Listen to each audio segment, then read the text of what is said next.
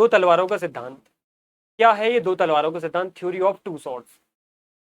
ये Pope Gelasius के द्वारा प्रतिपादित किया गया एक महत्वपूर्ण चर्च और राज संबंधी सिद्धांत था। इसमें पोप ने रोमन सम्राट एनास्टेसियस को एक पत्र लिखा। उस पत्र में उन्होंने कहा कि देयर आर टू सॉर्ड्स। उन्होंने इसमें बाइबल को सोर्स के रूप में लेकर के कहा कि बाइबल का चैप्टर 22 उसका 38 वर्ड्स उसमें लिखा है कि O God look there are two swords. तो इस माध्यम से चर्च के जो पोप है उन्होंने साबित करने की ये कोशिश की कि कैसे दो तलवारें हैं वो भगवान गॉड जो है उनके द्वारा प्रदान की गई है। एक तलवार किसको समर्पित की गई है? चर्च को समर्पित की गई है, जिसको उपयोग पोप करेगा। एक तलवार किसको समर्पित की गई है? राजा को, जिसका उपयोग वो जनता के प्रति करेगा। तलवारों का यहाँ पे ये मतलब होता है कि शक्तियां हैं। यहाँ पे एक शक्ति चर्च को दी गई है, एक शक्ति यहाँ पे राजा को दी गई है।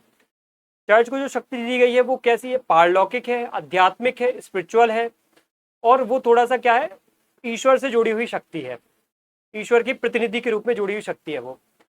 राजा को जो शक्ति दी गई तलवार के रूप में वो भौतिक है, मटेरियलिस्टिक है, वो जनता के ऊपर शासन करने के लिए दी गई है वो शक्ति। तो इस तरीके से दो तलवारों के सिद्धांत से चर्च और राज्य के बीच में और राजा के बीच में एक संबंध के रूप में बताया गया कि भगवान ने दो शक्तियां बनाई हैं, दो तलवारें बनाई हैं, दो तलवारें चर्च और राज्य दो प्रतिनिधियों को समर्पित कर दी है। बट यहाँ पे पोप ने एक खेल खेला। खेल ये खेला कि उन्होंने अंतिम रूप से ये बात ऐड की। पोप गैलेसियस ने ये कहा एनास्टेसियस से कि जो दूसरी तलवार है, राजा की तलवार है, वो तलवार का यूज वो पोप की नियंत्रण में करेगा। यहाँ पे राजा को मोक्ष अगर प्राप्त करना है, राजा को कोई भी गतिविधि करना है, तो वो चर्च पोप के नियंत्रण में ही करेगा, चर्च के मार्गदर्शन में ही करेगा।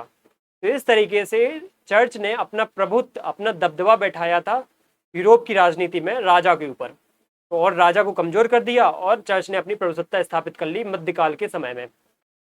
तो ये है